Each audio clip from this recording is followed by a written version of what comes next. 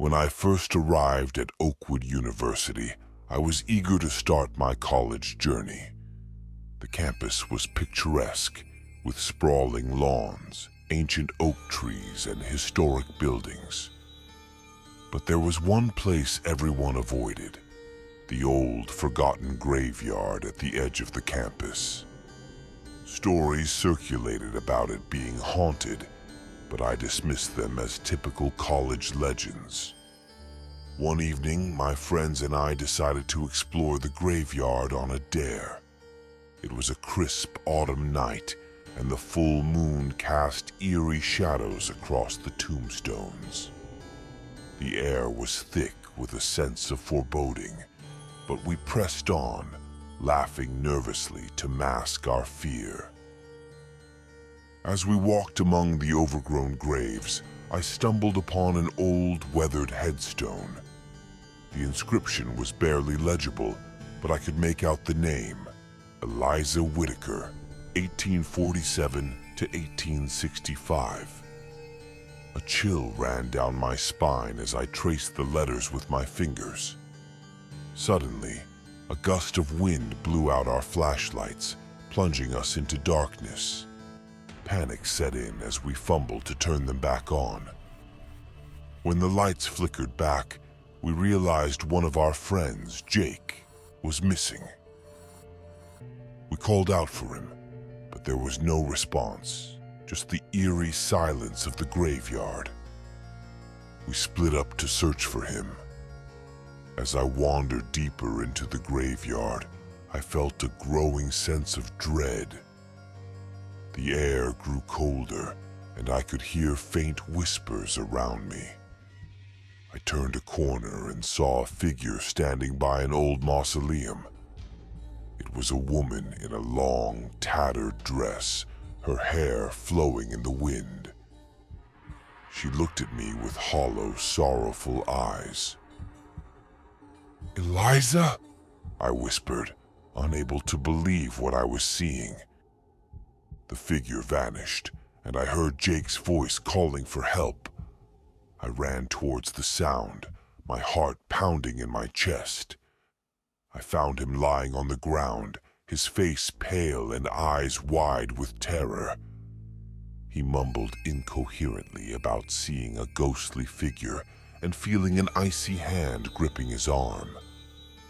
We decided to leave immediately, but as we made our way back, the whispers grew louder, turning into anguished cries. I looked back and saw shadowy figures emerging from the graves, their eyes glowing with malevolence. We ran as fast as we could, not stopping until we were safely back in our dorm. That night, I couldn't sleep. The events replayed in my mind, and I felt a cold presence in the room. Around midnight, I heard a soft knock on my door. I opened it to find a piece of old parchment with a single word written in elegant script: "Help." The next day, I researched Eliza Whitaker and discovered a tragic story. She had been a student at Oakwood in the 1800s and was engaged to the son of a wealthy family. Her fiancé died under mysterious circumstances, and Eliza was blamed and ostracized.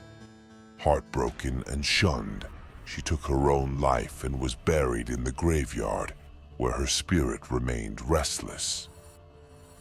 Determined to help her, I returned to the graveyard alone. I found her grave and placed flowers on it, speaking softly to her.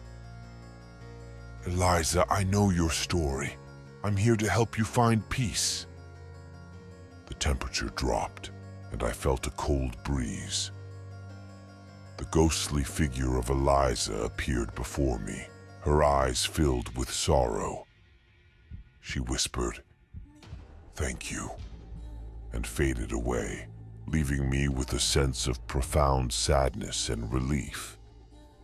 I thought it was over, but strange things continued to happen.